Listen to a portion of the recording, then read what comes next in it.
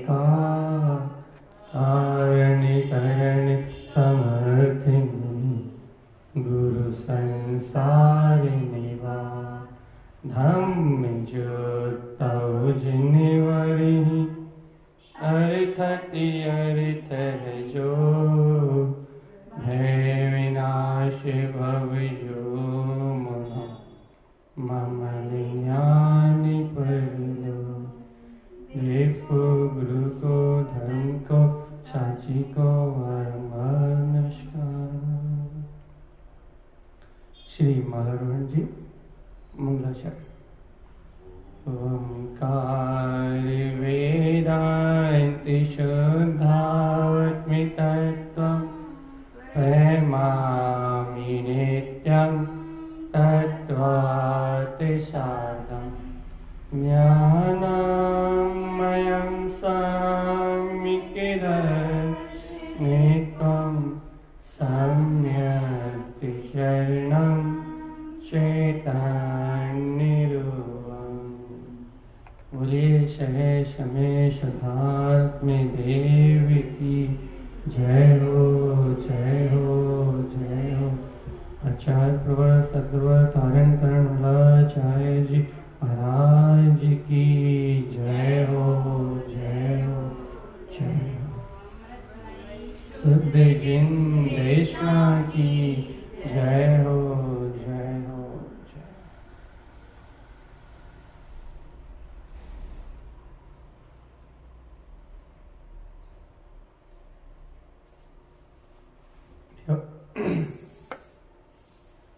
अपना विषय चल रहा है दर्शन महान।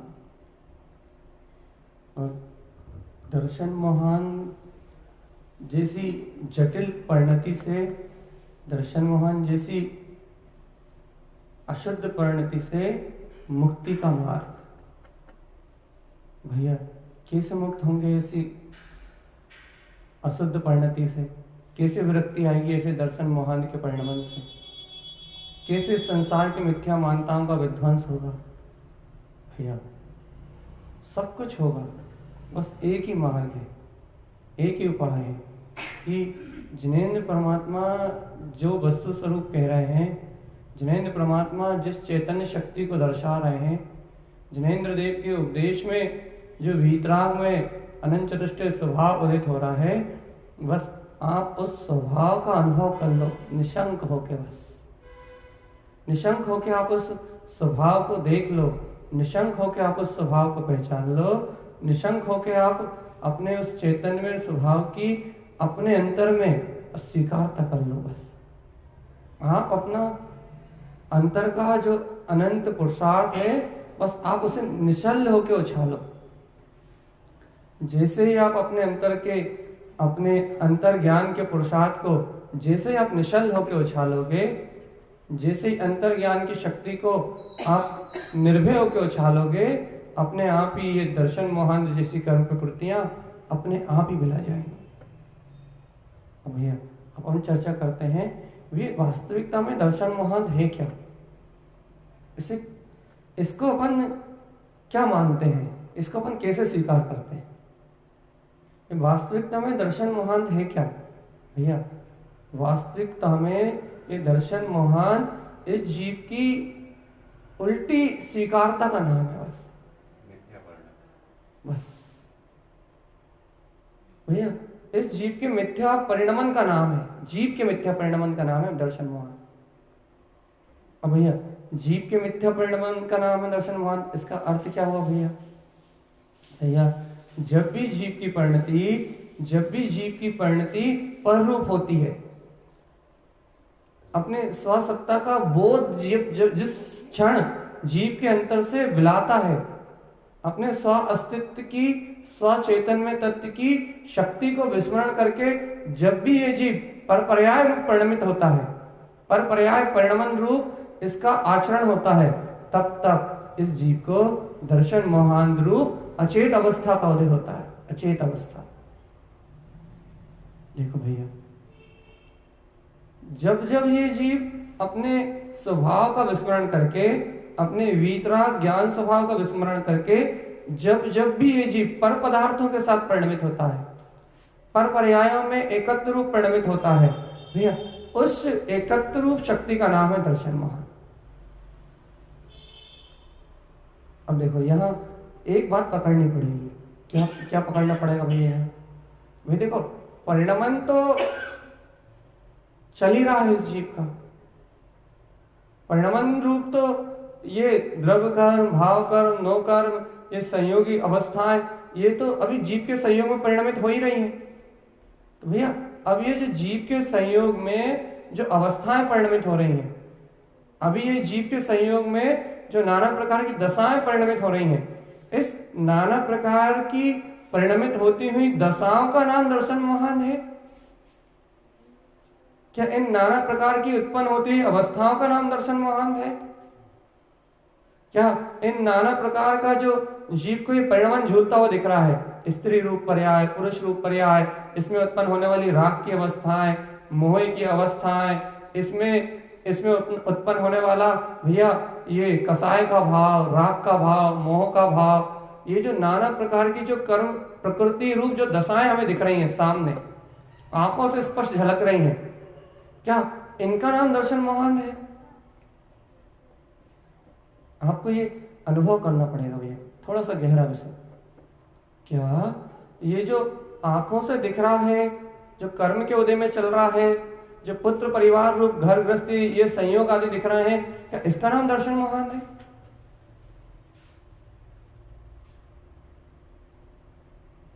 कि कसाय रूप आचरण दिख रहा है, चारित्र की दशा में क्रोध है, काम है, लोभ है, राग है, द्वेष है, ये सारी परिणतियां परिणमित हो रही हैं। तो भैया इन सारी परिणमित होती हुई कर्मधारा का नाम दर्शन महान है। ये जो कर्मधारा की जो परिणमन रूप धारा चल रही है, जो संयोग में कर्मधारा का जो परिणमन रूप उदय चल रहा है, क्या इसका नाम दर्शन महान है?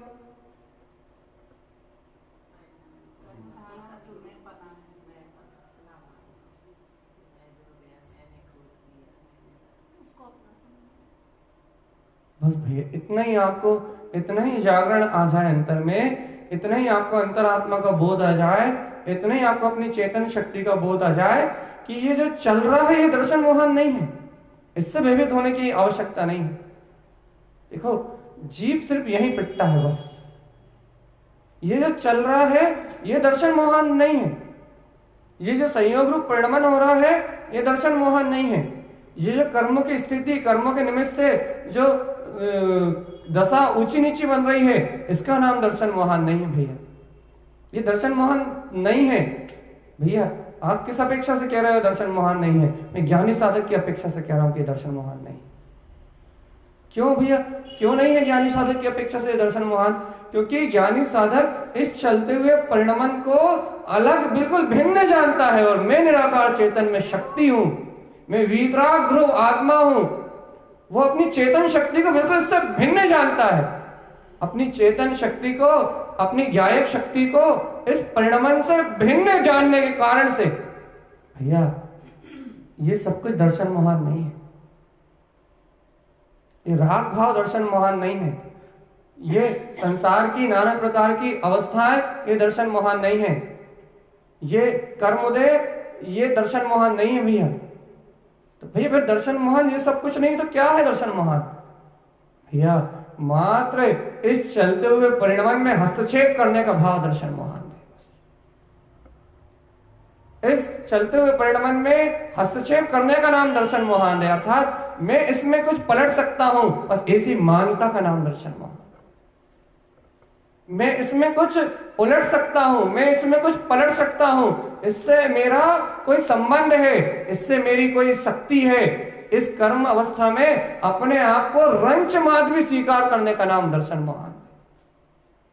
अब यहां आत्मा की आराधना करने वाले श्रावक को एक प्रश्न उत्पन्न होता है भैया। क्या प्रश्न उत्पन्न होता है?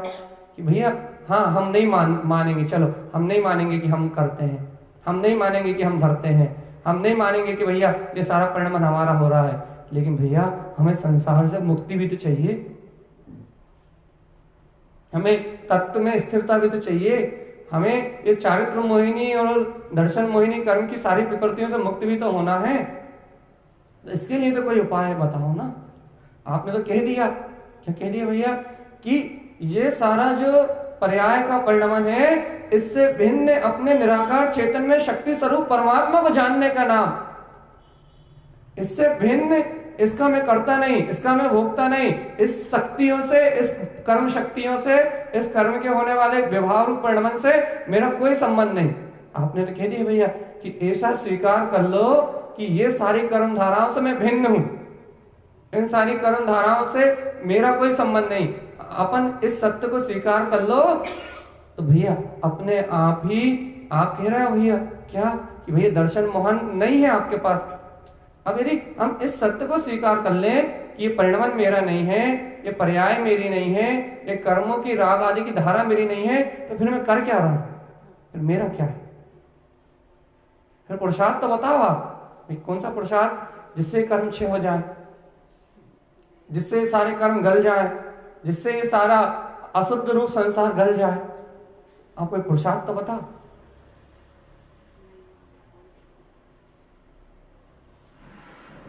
तो प्रश्न है भैया, कुछ भी हो सकता है। आप ये बताओ तो कि जब ये सारा परिणमन मुझसे भिन्न है, हम स्वीकार करने तैयार हैं। सुनो आप अच्छे से मेरी बात को, हम स्वीकार करने तैयार है कि सारा परिणमन भिन्न है, ये सारी पर्याय भिन्न है, ये सब कुछ मैं करता धरता नहीं हूं, सब कर्मों का जितना भी परिणमन है ये सब मुझसे भिन्न है। मैं तो अभेद निराकार चेतन तत्व भगवान आत्मा हूं। लेकिन भैया क्या मात्र इतना स्वीकार करने से हमारा कल्याण हो जाएगा? क्या मात्र इतना सत्य सुन लेने से, क्या इतना सत्य मात्र पी लेने से हमारी मुक्ति हो जाएगी? क्या मात्र इतना सा ग्रहण कर लेने से कि ये सब कुछ मुझसे भिन्न हो रहा है, क्या मात्र इस मात्र सत्य को पी लेने से क्या हमारा निर्माण हो जाएगा? हो गया नहीं होगा ये बताओ? मात्र इतने सत्य मात्र को पी लेने से क्या हमारी मुक्ति हो जाएगी?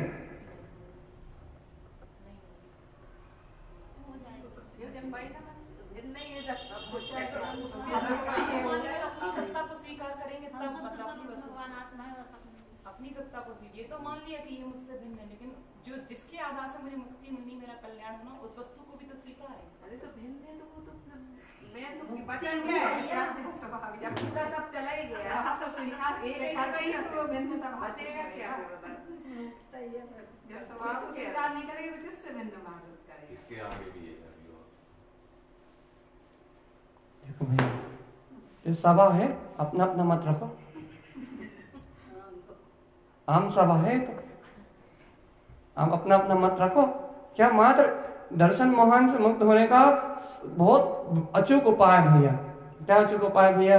कि दर्शन मोहन से अंदर जीव इस पर्याय परिणमन में, इस परिणतियों में, इस बाहर की व्यवस्थाओं में, इन कर्म अवस्थाओं में अपनापन मानता है।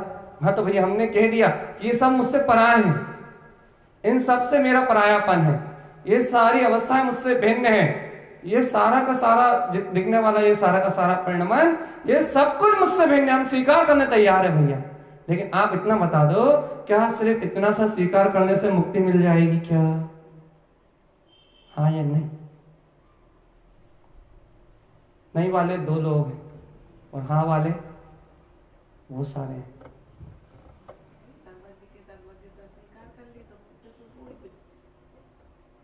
देखो भैया यहाँ एक रहस्य समझना पड़ेगा आपको। चर्चा चेंज कर रहे हैं थोड़ी सी। यहाँ आपको एक रहस्य समझना पड़ेगा कि पहले ये बता मुक्त किसको होना है?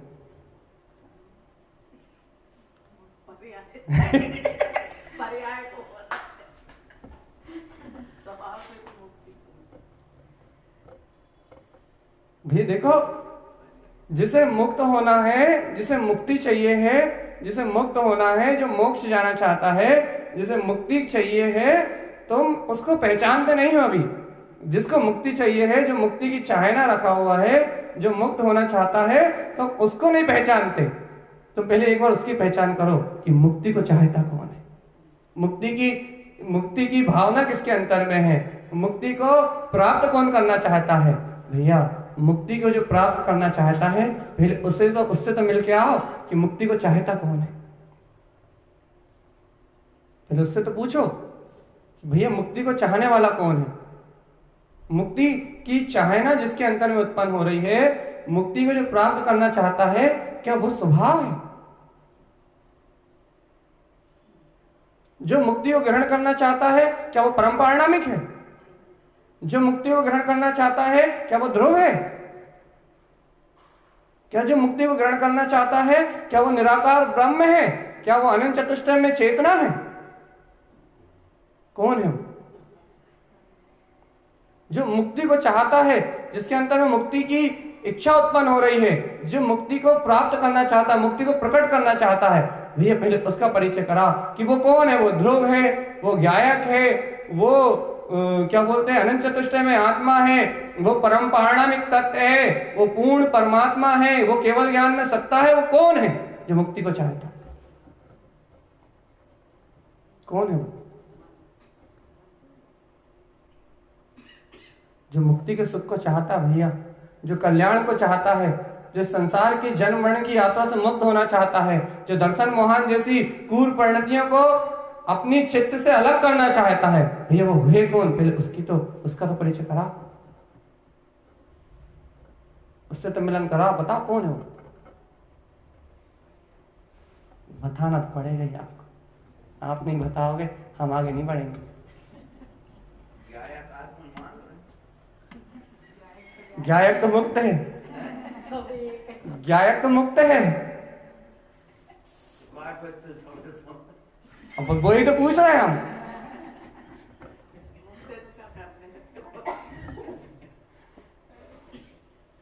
वही तो पूछ रहे हैं हम कि जो मुक्ति को चाहता है, अच्छा विषय उठ के आ गया आज। जो मुक्ति को चाहता है, पहले तुम उसको लेके आओ कि वो है कौन। हमें तो पहले उसको परिचय कराओ भैया, हम तो पहले उससे मिलेंगे।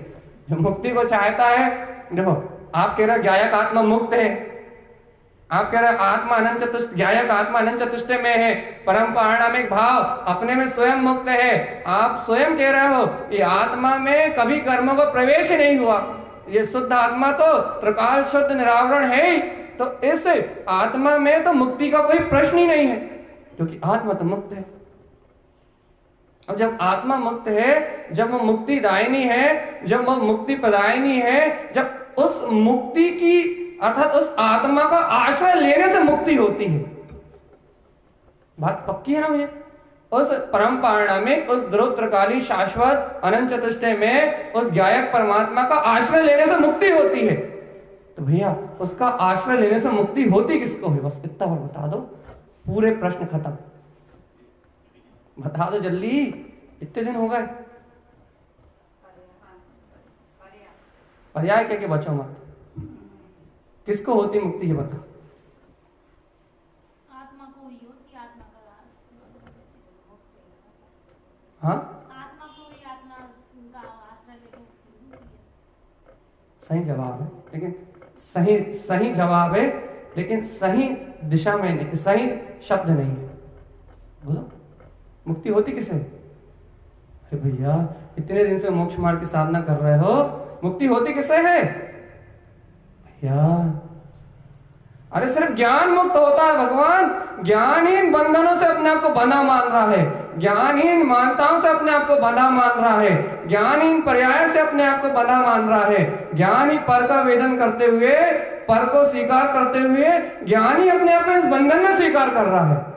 भैया मुक्त होने की जो कामना उत्पन्न हो रही है, वो इस अज्ञान भाव के साथ जो ज्ञान एक में एक हो रहा है, उस ज्ञान को हो रही है। सिर्फ ज्ञान मुक्ति चाहता है, सिर्फ ज्ञान स्वतंत्रता का वेदन करना चाहता है, ज्ञान अपने शाश्वत स्वभाव को पाना चाहता है। क्यों? क्योंकि ज्ञान जब तक इस अज्ञान भाव से, इन पर्याय से एकत्र कर रहा है, तब तक ही उसे सुख है, दुख है, जन्म है, मरण है, ये स्पर्शन है, रसना है, ग्रहण है, चक्षु है, कर्ण है, भूख है, प्यास है, जितनी भी अज्ञान में आकुलता है, जितना भी अज्ञान में परिणमन है, जितना भी अज्ञान में वेदन है, ये सारा वेदन, ये सारी अनुभूतियां, ये पूरा का पूरा चतुर्गति का संसार, इस सबको जो झलका रहा है एकत्व भाव सहित, अज्ञानता सहित, इन सबको जो झलका रहा है, इस सब में जो दुख का अनुभव कर रहा है, वो ज्ञान है भैया।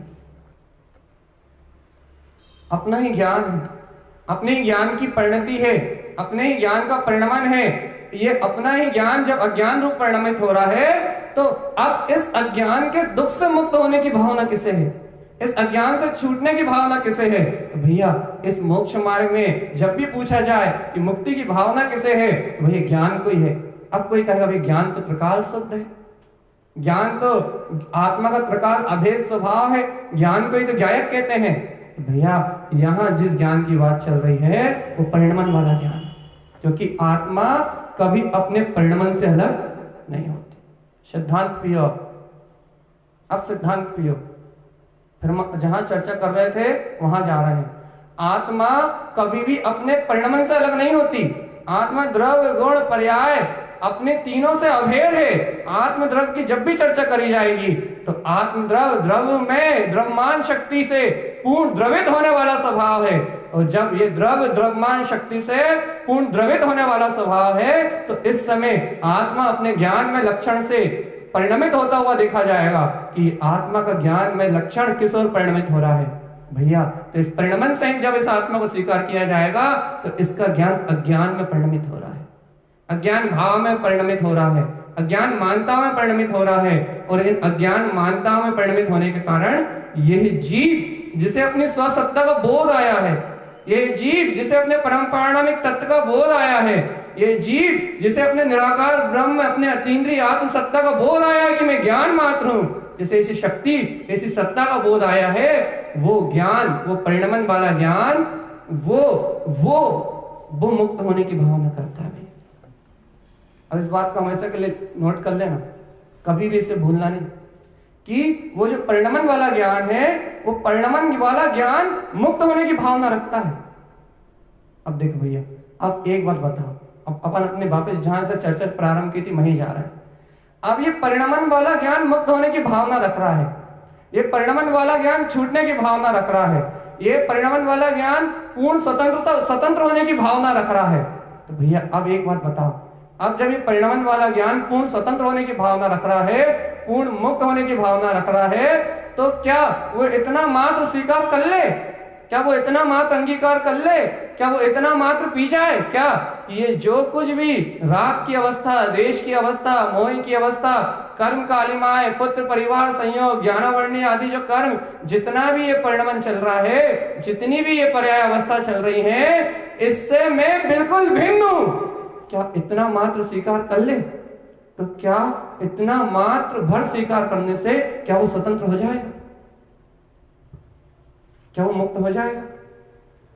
जल्दी जल्दी जवाब दो, जल्दी दो, होगा या नहीं होगा? वकील साहब जवाब बदल दिया, हाँ, होगा नहीं होगा? क्यों? क्योंकि उसने सबसे भिन्न अपनी सत्ता को स्वीकार कर लिया है। ये सीधी, हाँ, परिणमन अज्ञान रूप पूरा था, वो परिणाम अज्ञान रूप ना होकर ज्ञान रूप होने लगा, ज्ञान का जो परिणाम। इतनी सी बात कहो ना भगवान, इतने सरल शब्दों में कहो ना कि वो बंधा ही परिणमन से था, नहीं पकड़ में आई, वो बंधा ही पर्याय से था, वो बंधा ही परिणमन से था, वो बंधा ही उस परिणमन की मानता से था, वो बंधा ही उस परिणति की मानता से था, वो बंधा ही इस शक्ति से था।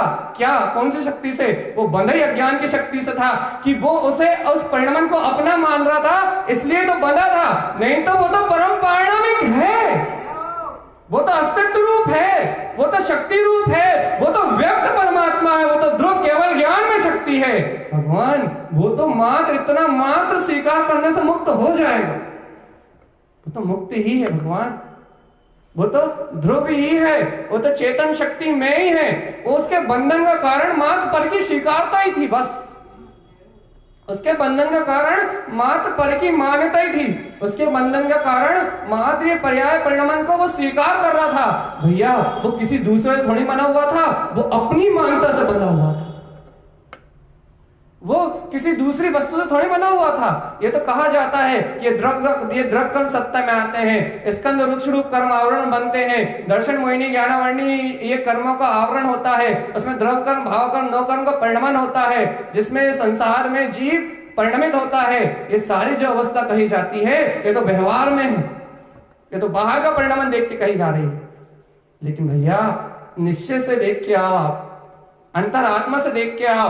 अंतर ज्ञान की स्थिति से देख के आओ, अंतर उपयोग की स्थिति से देख के आओ। यानी अंतर की उपयोग की स्थिति से देख के आओगे, निश्चय तत्व से देख के आओगे, निश्चय सत्य से देख के आओगे, तो वो ज्ञान मात्र अपनी मान्यता से बंधा है, इसके अलावा किसी से नहीं बंधा। इस त्रिलोक में चेतन शक्ति को बांधने वाला कोई दूसरा द्रव्य, इस त्रिलोक में इस आत्म शक्ति को संकुचित करने वाला, इस आत्म शक्ति को बांधने वाला कोई दूसरा द्रव्य नहीं है। कोई दूसरा द्रव्य इस आत्मा का ताल फिर बदल सकता नहीं है, इस आत्मा में बंधन उत्पन्न कर सकता नहीं है। आत्मा जब भी बंधता है, आत्मा में जहां भी बंधन उत्पन्न होते हैं, आत्मा में जहां भी पामरता दिखाई देती है, उस बंधन का कारण आत्मा का स्वयं का अज्ञान भाव है, आत्मा का स्वयं का अज्ञान भाव है, आत्मा की स्वयं की मान्यता है। और आत्मा जब स्वयं की मान्यताओं से बंधता है तो उसे और कोई दूसरा मुक्त करा सकता। इतना सरल है मोक्ष मार्ग, इतनी सरल है मुक्ति की बात, इतनी सरल है निर्वाण की बात, कितनी सरल है, कितनी सहज है कि ये आत्मा अपनी ही अंतर में चलने वाली मान्यताओं का विध्वंस कर दे। ये आत्मा, ये ज्ञान अपने ही अंतर में पड़ी हुई मान्यताओं को अपने चित्त से अलग कर दे, अपने ही अंतर में पड़ी हुई स्वीकारताओं को अलग कर दे, पर द्रव्यों से कह दे, इस पर पर्याय परिणमन से कह दे, इन होने वाली द्रव्य कर्म, भाव कर्म, नौ कर्म, राग दशा, मोह दशा, कर्तृत्व की भावना, इन सबसे कह दे कि ये सब मुझसे भिन्न है। बस ये सब मुझसे भिन्न है, ये सब मेरा परिणमन नहीं है, इतना मात्र ज्ञान स्वीकार कर ले तो ज्ञान तो इस समय ज्ञायक है, ज्ञान तो इस समय ध्रुव है, ज्ञान तो इस समय चेतन शक्ति है, ज्ञान तो अपने अंतर में इस समय परिपूर्ण सत्ता है भगवान। बस भैया इस रहस्य को समझ लो, दर्शन मोहन से मुक्त होने का मार्ग तुम्हें अपने आप पकड़ में आ जाए, दर्शन मोहन से छूटने का उपाय तुम्हें स्वयं पकड़ में आ जाएगा। भैया आत्मा की साधना तो साधक करते हैं, आत्मा की साधना करना तो हर जीव चाहता है, लेकिन भैया आत्मा की साधना करने वाले जीव, वो जीव कर्म प्रकृतियों को हटाने की साधना करते हैं, जबकि कर्म प्रकृति को हटाने की कोई साधना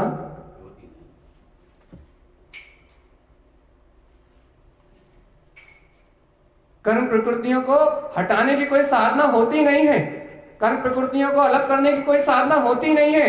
अरे कर्म का स्वभाव स्वयं छिपने का है, कर्म का स्वभाव स्वयं अपनी अवस्था से हटने का है।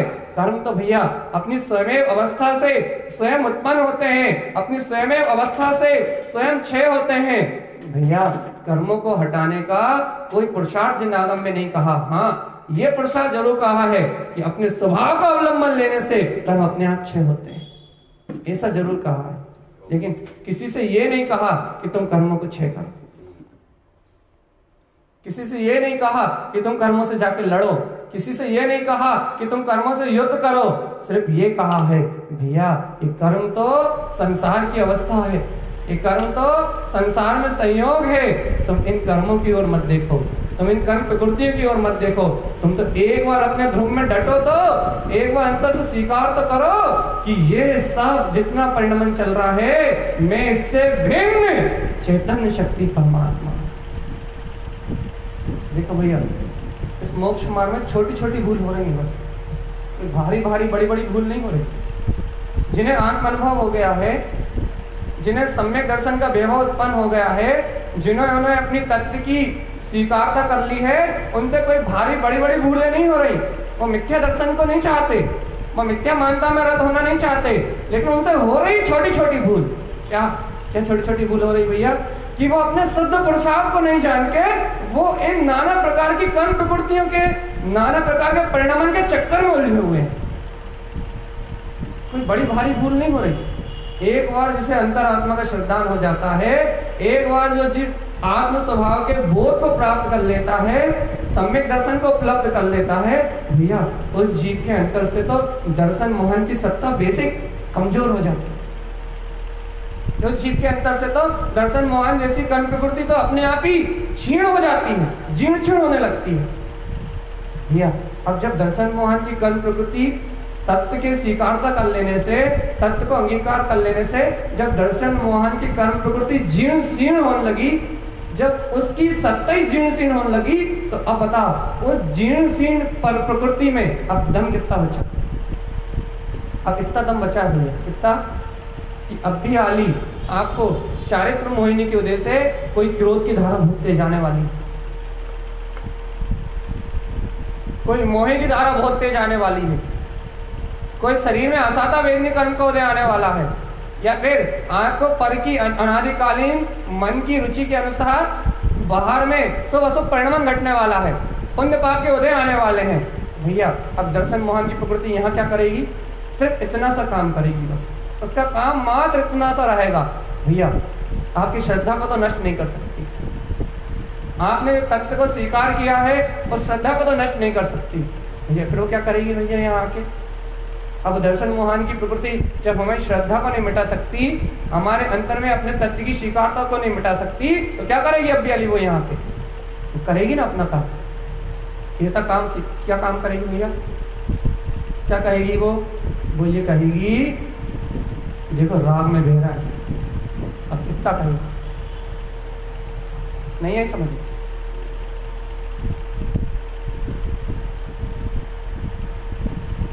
वो इतना कहेगी मोह में बह रहा है, वो इतना कहेगी कि कर्तव्य परिणाम में एक में एक हो रहा है,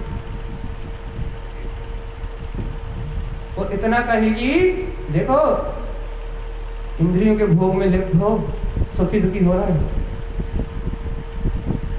वो इतना कहेगी देखो इस भाव से जुड़ गए, इतना कहेगी। अभी भी नहीं है समझ?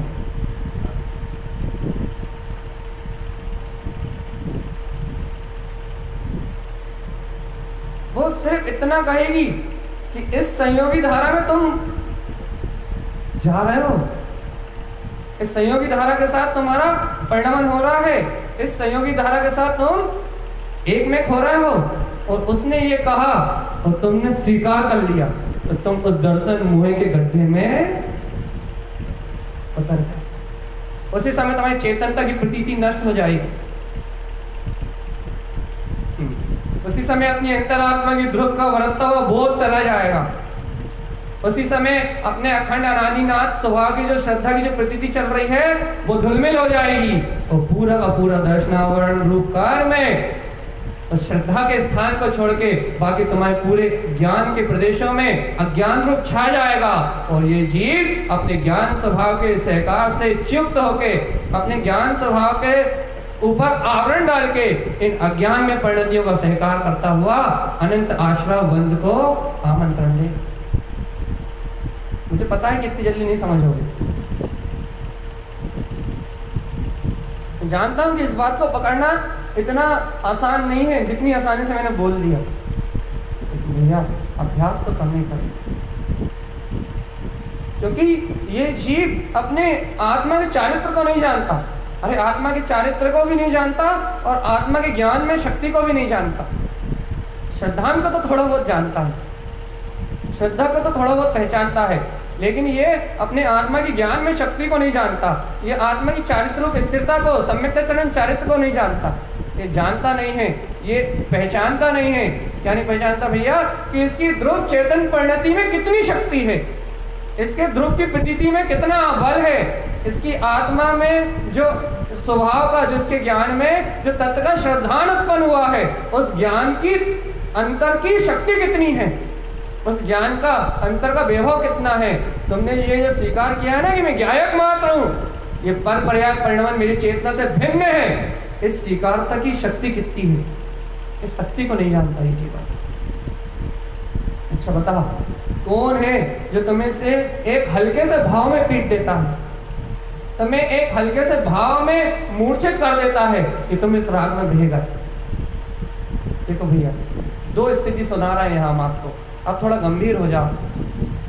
एक स्थिति भैया कोई श्रावक ये कह सकता है भैया हम उस राग में परिणमन में बह गए, किसी ने ये स्वीकार कर लिया, तो भैया आप कह रहे हो दर्शन मोहन में डूब गया। अब आप एक बात बताओ, यदि उस जीव को अपने आत्मा की प्रतीति नहीं है, अपने आत्मा का होश ही नहीं है, अपने ध्रुव तत्व का श्रद्धान ही अभी बलवत नहीं है, और यदि वो उस कर्म प्रकृति में जुड़ के ही बह रहा हो, तो अब क्या कहोगे आप? पहली स्थिति, यदि किसी जीव को आत्मा का श्रद्धान तो हुआ है, मैं परमात्मा हूं ऐसा श्रद्धान तो हुआ है, लेकिन अभी उस जीव को इस शक्ति का बोध ही ना हो, इस चेतन शक्ति का विस्मरण हो, अपनी आत्म सत्ता का विस्मरण हो, और यदि वो उस कर्म प्रकृति में एक में होकर बह रहा हो, तो अब आप क्या कहोगे? भैया उसने तो, उसके अंतर में तो जो पूरी कर्म प्रकृति में दशा है, उसे होश ही नहीं अपनी चेतना का, उसे होश ही नहीं अपनी चेतन में शक्ति का, उसे अंतरात्मा का होश ही नहीं है। अभी तो उससे किसी ने नहीं कहा कि तुम बह रहे हो, अभी उसके अंदर ये विकल्प ही नहीं आया कि तुम बह रहे हो, लेकिन इसके बावजूद भी उसे अपनी आत्मसत्ता का होश नहीं है। अब बताओ, वो दर्शन मोह में डूबा या नहीं डूबा? लगा बुद्धि? सही 100% डूबा है। हम ये स्वच्छंदी होने वालों के लिए चर्चा नहीं कर रहे, हम ये स्वच्छंद ग्रहण करने वालों के लिए चर्चा नहीं कर रहे कि भैया स्वच्छंदी हो गए, जिन्हें अपनी आत्मा का बोध भी नहीं है, अपने स्वसत्ता का स्मरण भी नहीं है, अपने ज्ञायक तत्व का होश भी नहीं है, और कह दे, क्या कह दे कि भैया ये दर्शन मोहन तो एक समय की पर्याय है, ऐसे प्रमादी जीवों की चर्चा नहीं है। यहाँ ऐसे अज्ञान में डूबे हुए जीवों की चर्चा नहीं है, यहाँ ऐसे मोह में मूर्छित जीवों की चर्चा नहीं है भैया।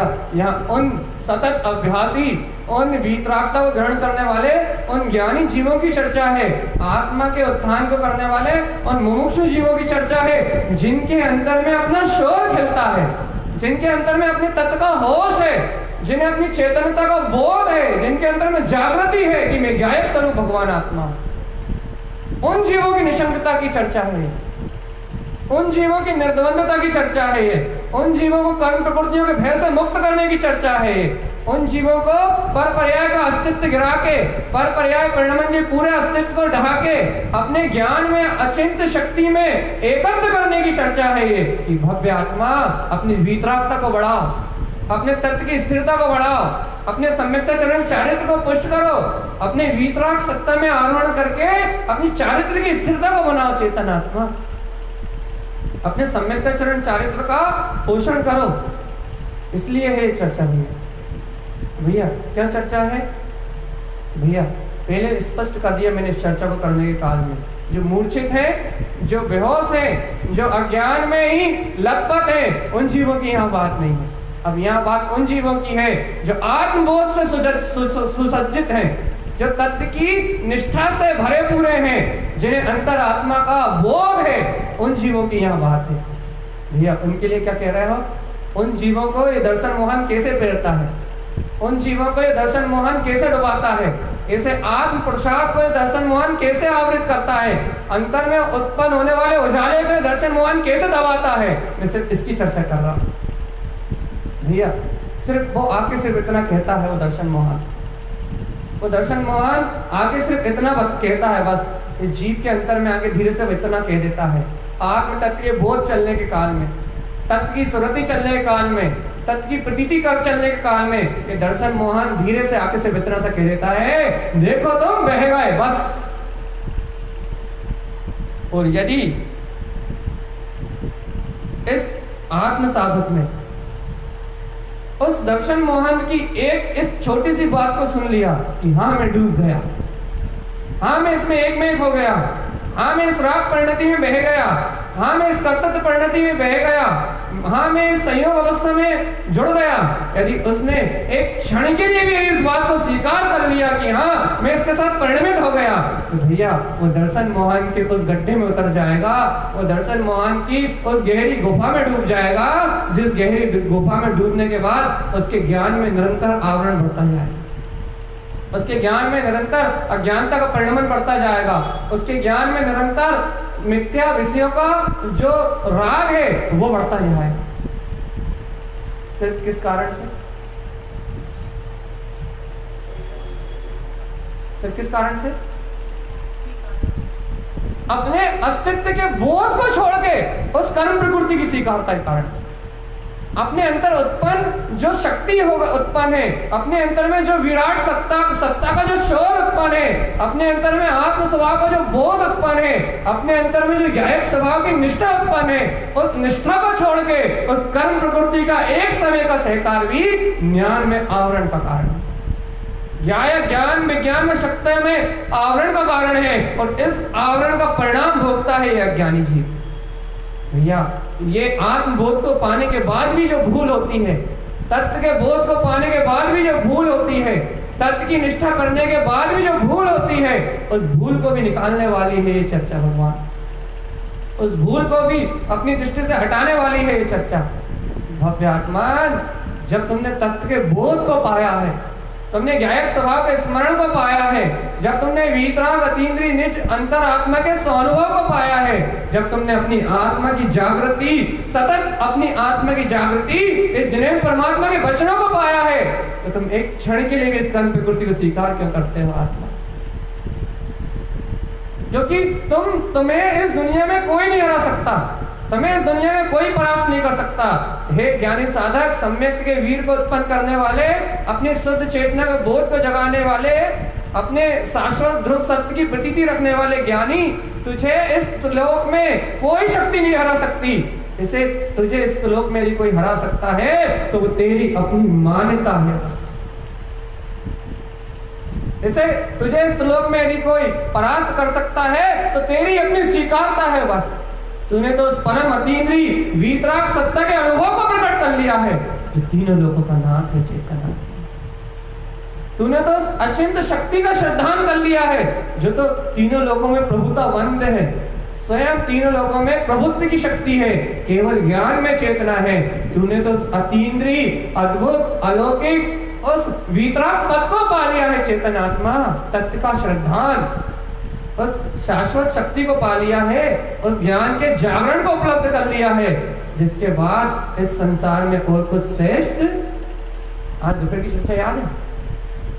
कौन सा अर्थ सी अर्थ? क्या कहा था आचार्य तारक रंजन स्वामी ने?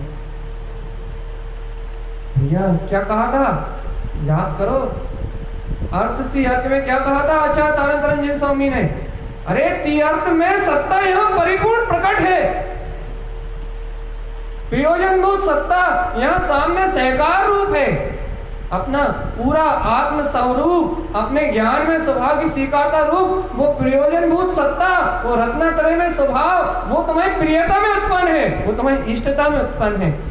हे चेतनात्मा, यदि ऐसे स्वभाव का जहाँ प्रयोजन हो, ऐसे स्वभाव का जहाँ उद्देश्य हो, ऐसे स्वभाव का जहाँ लक्ष्य हो, ऐसे स्वभाव मात्र की जहाँ स्वीकारता हो, यदि एक समय के लिए यदि परभाव को स्वीकार किया जाएगा, एक समय के लिए यदि परभाव की ओर दृष्टि की जाएगी, एक क्षण के लिए यदि परभाव को कहा जाएगा, तो उसी क्षण उस शक्ति में आवरण हो जाएगा, उसी क्षण।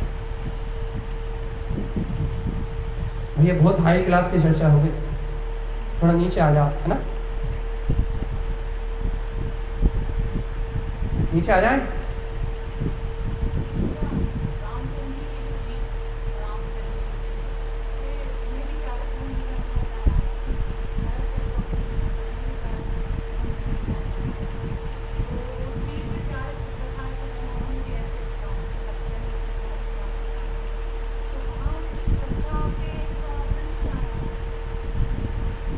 भगवान जी, आप कल की चर्चा में वापस जाओ, प्लेस वेक में जाओ। हमने दर्शन मोहन की दो विशेषताएं कही थी आपसे कि दर्शन मोहन कब क्षय होता है। हम आपको दो तरीके से जवाब दे रहे हैं। पहले आपके प्रश्न का ये जवाब है कि उन्हें क्षयिक सम्यक दर्शन होने से वो दर्शन मोहन जिसकी हम बात कर रहे हैं वो तो आने ही नहीं है भगवान जी। अब जो आने नहीं है उससे प्रभावित कैसे होंगे ये तो बताओ। जो कर्म प्रकृति सत्ता में आना ही नहीं है, जो कर्म का उदय सत्ता में आना ही नहीं है, जो बंध उनकी सत्ता में आ ही नहीं सकता, अब उससे प्रभावित कैसे होंगे ये बता। पहला समाधान तो कोई शंका नहीं, कोई जिज्ञासा नहीं। अब दूसरा समाधान ले लो भैया। यदि मैं कहता हूं कि उन्हें छायक सम्यक दर्शन भी नहीं होता तो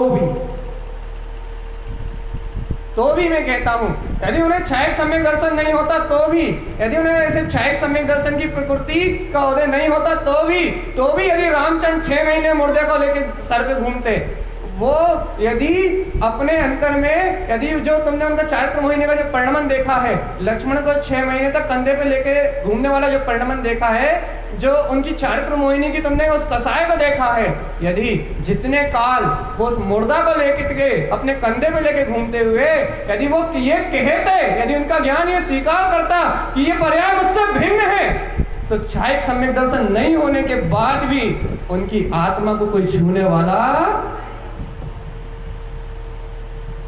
उनकी चेतना को कोई छूने वाला नहीं है, उनकी वीतराग परिणति को कोई छूने वाला नहीं है, उनके चेतन में अतीन्द्रिय आनंद को कोई छूने वाला नहीं है। यार चारित्र मोह का परिणमन तो, चारित्र मोह की अवस्था तो, चारित्र मोह का परिणमन उसकी अवस्था तो भैया मुनियों के साथ चलते हुए देखी है, संजलन कसाय में देखी नहीं देखी।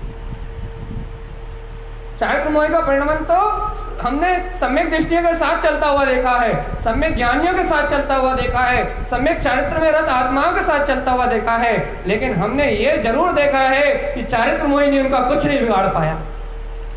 क्यों? क्यों?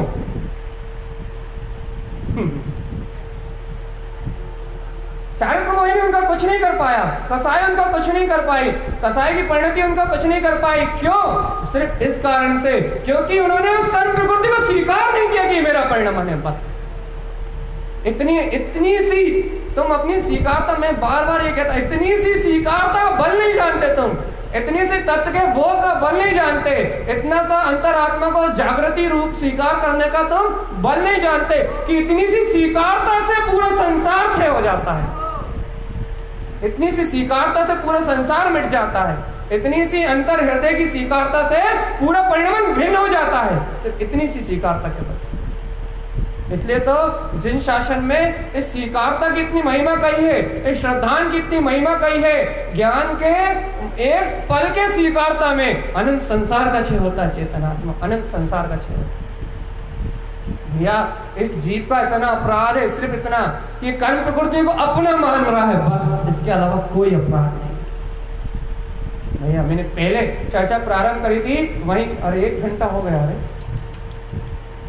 जहां मैंने चर्चा प्रारंभ करी थी वहीं मैंने ये कहा था कि जीव अपनी मान्यता से बंधा है और कोई से नहीं बंधा।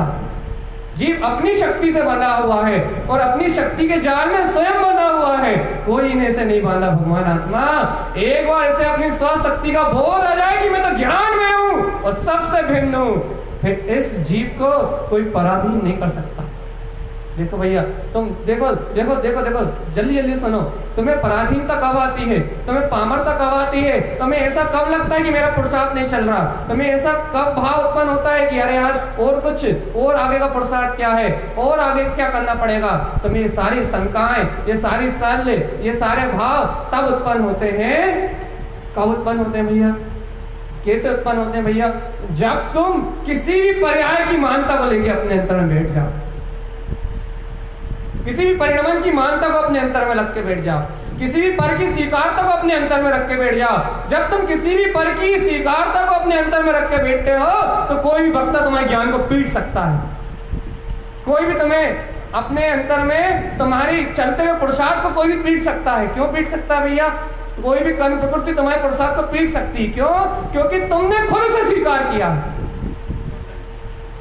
और यदि अब भी आदि तुम मुझे स्वीकार ना करो कि भैया क्या दर्शन मोह बता रहे हैं, क्या फालतू की बात बता रहे हैं, क्या कर्म प्रकृति की चर्चा कर रहे हैं, मैं तो पूर्ण गया एक स्वभाव हूं, बताओ तुम्हें कौन हाथ पकड़ सकता है? तुम्हें कौन हाथ पकड़ सकता है? तुम्हारी शक्ति को कौन रोक सकता है? तुम्हारी वीतरागता को कौन रोक सकता है? चेतन आत्मा तुम्हारे अंतर प्रकाशवान, तुम्हारे अर्क रूप स्वभाव को प्रकाशवान होने से कौन रोक सकता है? रोकने वाला अपना अपना अपना स्वयं का, अपने अंतर में पलने वाला ये अज्ञान का भाव है। चेतनात्मा ये अज्ञानता है जो पर पर्याय परिणाम दर्शन को स्वीकार करती है और फिर खुद पिटती है, फिर खुद कुटती है, फिर अनंत प्रकार से उसे कूटना पड़ता है, फिर अनंत प्रकार से उसे पीटना पड़ता है, फिर कुटती है, फिर पिटती है और फिर कुट पिट के स्वीकार करती कि मैं गायक परमात्मा। भगवान यदि उस सत्य को बिना कुटे पिटे स्वीकार कर लेते तो तुम तो आनंद में ही थे, तुम तो परमानंद में ही थे। इतना कुट के, इतना पिट के, इतना घूम फिर के गायक के पास आए भगवान, और पहले दिन से जब कहा जा रहा है कि ज्ञानम कमल साहबम, पहली बार में सत्य को स्वीकार कर लेते तो इतनी कुटाई पिटाई रूप अज्ञान मानताओं को इतना तोड़ना मड़ोड़ना इतना करना तो नहीं पड़ता। अब भैया यहाँ एक श्रावक कहेगा मुझसे, क्या कहेगा? भैया अनादिकाल के संस्कार हैं, कुट्टे पिट्टे हुए तो टूटेंगे, ये अनादिकाल के संस्कार हैं, ऐसे सुनते सुनते ही तो टूटेंगे। अनादिकाल से जीवित अज्ञान संस्कारों में एक में होकर बह रहा है। भैया ये अज्ञान में संस्कारों में एक में होकर बह रहा है तो भैया ये धीरे धीरे तो टूटेंगे। भैया देखो आपकी सारी बातें बिल्कुल सही, धीरे धीरे टूटेंगे, सुनते सुनते टूटेंगे, अंतर से चोट लगेगी, चोट लगते लगते टूटेंगे, आपकी ये सारी बात सही है। लेकिन भैया आपकी इन सारी बातों में, आपकी इन सारी चर्चाओं में मुझे मत कर्म प्रकृति का पक्ष दिख रहा है, मुझे गायक भगवान आत्मा का पक्ष नहीं दिख रहा।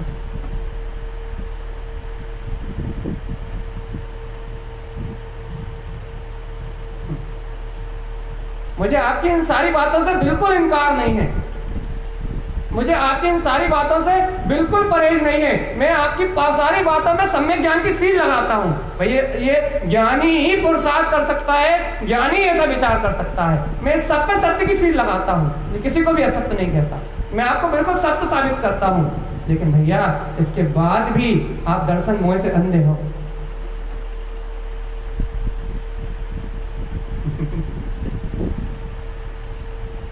बताओ भैया मैं किसको दर्शन मोह से अंदर कह रहा हूं?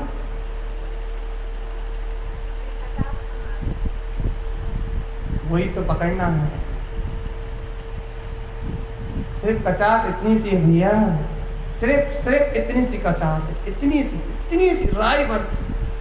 भैया तुम ये होने वाली व्यवस्थाओं को, इन होने वाली अवस्थाओं को बार बार स्वीकार करते हो और बने बनाए परम पारिणामिक की स्वीकारता को बार बार ओझल करते हो, बार बार उससे ओझल करते हो, बार बार उसे ओझल करते हो, बार बार उसे ओझल करते हो। अरे जिसे सिरमौर रखना चाहिए उसे सिरमौर नहीं रखते, और जिन्हें पांव की धूल के नीचे रखना चाहिए उन्हें ऊपर कर देते। ये जो मैंने ये बातें कही ना, उठना पड़ेगा, पिटना पड़ेगा, ये चप्पल की धूल है।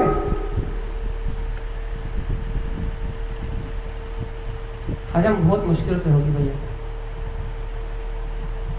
ये चप्पल की धूल है, ये चप्पल की धूल है भैया, ये पैरों के नीचे लगने वाली धूल है। इस धूल का कोई अस्तित्व नहीं है।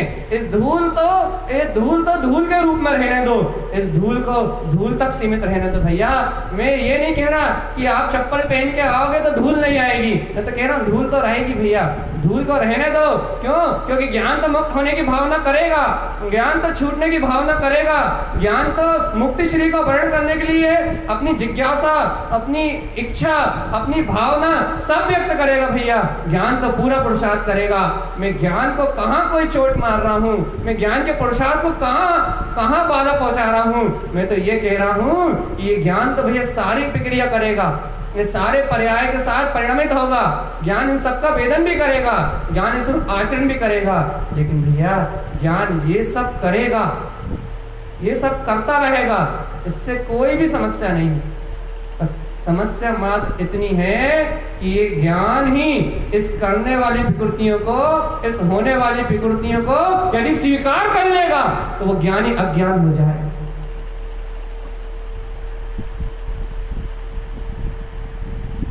अब नहीं आई समझ में, क्या आ गई?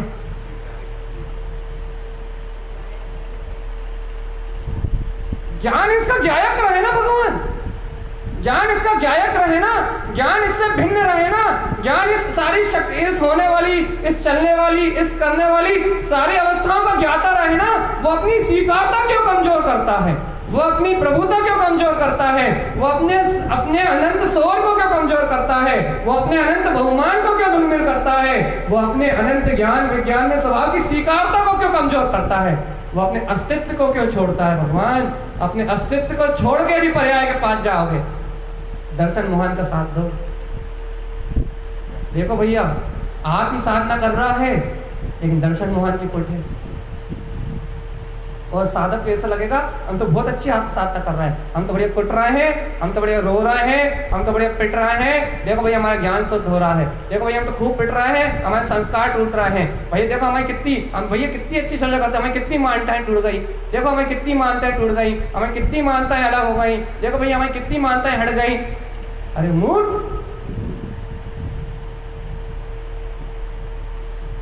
हम उसे नकार नहीं रहे, वो साधक ही है, लेकिन हम उसे फटकार जरूर रहे हैं। मूर्ख, ये मानता टूटना तो कचरा कूड़ा है, ये संस्कार टूटना तो कचरा कूड़ा है, ये संस्कार का जो हनन हो रहा है, संस्कार जो टूट रहे हैं, ये तो पेड़ की धूल झड़ रही है, ये तो जो कपड़े में धूल लगी है, जो पेड़ में धूल लगी है, वो धूल झड़ रही है। अरे लेकिन तू तो निशंक, तू तो निष्कलंक, तू तो बिल्कुल निशांकित, तू तो बिल्कुल ध्रुव, तू तो परम पारणिक ज्ञाता शक्ति है, तू इस धूल में क्यों तन्मय हो रहा है। भगवान, जब धूल तुझमें लगी नहीं है तो तू झड़ाएगा क्यों? जिसमें धूल लगी है वो झड़ाएगा भैया, जो झड़ा रहा है उसे झड़ाने दो, जो झटक रहा है धूल उसे झटकने दो, जो शुद्ध हो रहा है उसे शुद्ध होने दो, जो मुक्त हो रहा है उसे मुक्त होने दो। लेकिन तुम तो परिपूर्ण ज्ञायक तत्व भगवान आत्मा हो, तुम अपने अस्तित्व, तुम अपने शोर, तुम अपनी प्रभुता, तुम अपनी महिमा को छोड़ के क्यों पर में जाते हो चेतन आत्मा? तुम्हें इस पर का परिणमन, इस पर्याय, ये परिणमन, ये नाना प्रकार की अज्ञानता तुम्हें स्वीकार क्यों होती है? ये जो पर में हो रहा है, ये जो पर्याय में हो रहा है, जो परिणमन में हो रहा है, ये सब पर है चेतन आत्मा। तू स्वयं परम पारणिक दिव्य चेतन में शक्ति है, तू अपनी ऐसी दिव्य चेतन में शक्ति को पहचानना चेतन। तू अपनी साधना के साध्य को पहचान कि साधना मात्र इतनी सी है जहां अपना परम पारणिक ध्रुव विज्ञान में स्वभाव स्वीकार हो रहा है, बस साधना मात्र इतनी सी है भैया। ये जो हो रहा है, ये संस्कार टूट रहा है, संस्कार भाव का परिणमन टूट रहा है, कर्म गल रहे हैं। अरे भगवान, ये तो परिणमन चल रहा है, परिणमन, ये तो परिणमन चल रहा है, परिणमन, ये परिणमन की साधना है, ये परिणमन में होने वाली साधना है, ये ज्ञान की होने वाली परिणमन की साधना है। लेकिन भगवान, जो निश्चय साधना है, जिस निश्चय साधना के आश्रय से परिणमन प्रकट हुआ है, जो निश्चय स्वरूप का यथार्थ बोध से परिणमन उत्पन्न हुआ है, तू उस परम पारणमिक के, उस परम शक्ति के, उस परम अतीन्द्रिय चेतन में स्वभाव के, उसके अस्तित्व को स्वीकार करना। तू इस होने वाले परिणमन के अस्तित्व को क्यों स्वीकार करना? लेकिन अब तो बहुत थक गए। कहना आप 1 घंटे चिल्लाते नहीं थके, लेकिन हम सुनते सुनते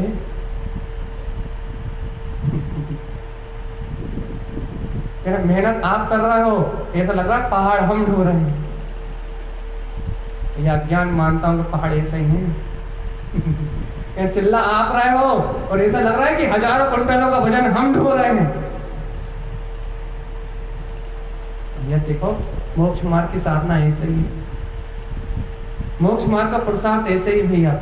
इन अनंत काल की अज्ञान मानता हुआ विध्वंस करके एकमात्र उपादान परम पारणिक को स्वीकार करने जैसा लोहा, ये बहुत बड़ा भैया, ये बहुत बड़ा पुरुषार्थ है, ये बहुत बड़ा, अर्थात ये समझो ये सबसे बड़ा अतिशय है। यदि एक बार ये अतिशय अंतर आत्मा में घट गया, तुमने एक बार अपनी परम पारणिक ध्रुव ज्ञायक सत्ता को स्वीकार कर लिया, तो इस संसार में कुछ दूसरा रह जाता नहीं, इस संसार में कोई दूसरी शक्ति नहीं रह जाती, इस संसार में कोई दूसरा कर्मोदय नहीं रह जाता जो तुम्हें भयभीत कर सके, जो तुम्हें परास्त कर सके। ऐसी कोई कर्म की प्रकृति नहीं रह जाती। भगवान, ये अर्जुन, ये रामचंद्र जी, ये भरत, ये सब इसके प्रमाण है कि जिनके अंतर में आत्मशक्ति का बहुत जागरण हुआ, उनके बाहर के परिणमन कोई गिनती में नहीं लिए गए। अर्जुन का अक्षणी सेना को बंद करने रूप परिणमन किसी में गिनती में नहीं लिया। यदि उसके परिणाम को गिनती में लेता कर्णानी योग, उसे नर्क लेके जाता। बस 2 मिनट और ले रहे हैं आपके, टाइम ज्यादा हो गया वैसे आज, लेकिन इतनी सी बात भर कह रहे हैं। यदि अर्जुन के परिणाम को कर्णानी योग लिखता तो अर्जुन को नर्क जाना निश्चित था, उसको नर्क जाना नियम से निश्चित था यदि कर्णानी योग उसके हिसाब को लिखता तो। लेकिन कर्णानी योग ने इसके हिसाब में लिखा वीतरागता।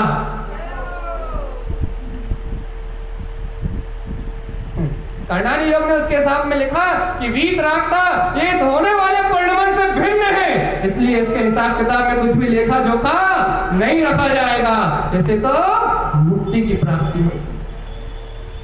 कर्णानी योग ने जब वीतरागता लिख दिया तो भैया फिर कोई कुछ बिगाड़ने में सामर्थ नहीं हुआ। भैया एक बार कर्णानी योग ने हिसाब किताब में लिख दिया कि वीतरागता, अब आपका कोई लेखा जोखा नहीं है। इसलिए तो बार बार कहता हूं, अंतर हृदय से स्वीकार कर लो कि मैं गायक तत्व भगवान आत्मा ही हूं। एक बार लिखवा लो चारों नियोगों से, वीतरागता वीतरागता वीतरागता और वीतरागता। उसके बाद निर्भय हो जाओ, जो घटे वो घटने दो, जो होए वो होने दो, जहां जैसा घटे वो घटने दो, कुछ भी तुम्हारा कुछ बिगाड़ने वाला नहीं है। एक बार वीतरागता लिखाया तो सारा संसार क्षय। एक बार गायक सत्ता का बोध आया, एक बार दर्शन ज्ञान में आत्म शक्ति का बोध आया तो ये सारा संसार अपने आप गल जाता है। चेतन, ये सारी पर्याय अपने आप गल जाती है। इसलिए बार बार एक ही चर्चा होती, भगवान कि सब प्रपंच को छोड़ के एकमात्र अपने ध्रुव तत्व को स्वीकार करो कि मैं गायक तत्व भगवान आत्मा ही हूँ। ज्ञानम कमल। भैया यही जिनेन्द्र भगवान का उपदेश है, यही आचार्य भगवंतों की वाणी है और यही मुक्ति का मार्ग है कि हर घड़ी में एक तत्व की निष्ठा, यही मुक्ति का मार्ग है भगवान। यही निश्चय चारित्र है, यही निश्चय ज्ञान है और यही निश्चय दर्शन है। बोलिए आचार्य प्रभु सद्गुरु तारण मंडलाचार्य जी महाराज की जय हो, जय हो, जय हो।